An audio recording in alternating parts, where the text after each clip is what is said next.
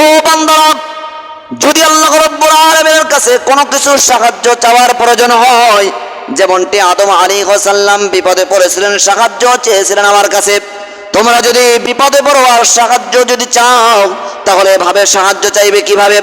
ربنا ظلمنا أنفسنا وإن لم تغفر لنا وترحمنا لنكونن من الخاسرين।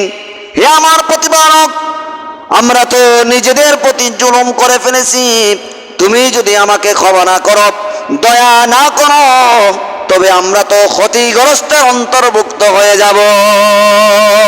রব্বুল আলামিন, আমরা তো তোমার কাছে অপরাধ করে ফেলেছি, জুলুম করে ফেলেছি, অন্যায় করে ফেলেছি, আমরা তো ভুল স্বীকার করলাম। রব্বুল আলামিন, তুমি যদি আমাকে দয়া না করো, রহমত না করো, আমার উপর যদি সন্তুষ্ট না হয়, তাহলে আমি তো ক্ষতিগ্রস্তের অন্তর্ভুক্ত হয়ে যাব। এজন্য পৃথিবীর কোন মানুষ যদি গুনাহ করে ফেলে, জুলুম করে ফেলে, এই দোয়াটি যদি আল্লাহ রাব্বুল আলামিনের সামনে হাত উঁচা করে যখন দোয়া করব, রব্বানা যালামনা আনফুসানা ওয়া ইন লাম তাগফির লানা ওয়া তারহামনা লানাকুনান্না মিনাল খাসিরিন।